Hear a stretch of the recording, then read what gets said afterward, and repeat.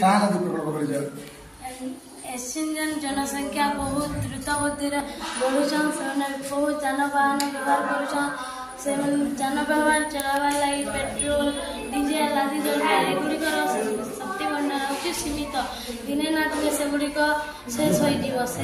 आम यही सब प्राकृतिक सौर शक्ति पवन शक्ति जलज शक्ति जल शक्ति जैविक शक्ति भूतापज शक्ति शक्ति उत्पादन करी आम दैनंदिन जीवन आम दैनंदिन जीवन शक्तिर आवश्यकता पूरण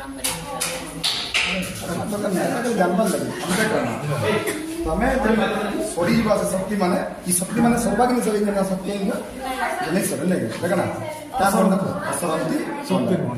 परिवेश क्या प्रभाव पकाउे माने परिवेश सफा रखुचे कि दूषित करुचे प्रदूषण सरंती जन कले परिवेश कणा होची पेट्रोल डीजल उड़ाले परिवेश प्रदूषण होची द्वारा विभिन्न रोग तेणु आम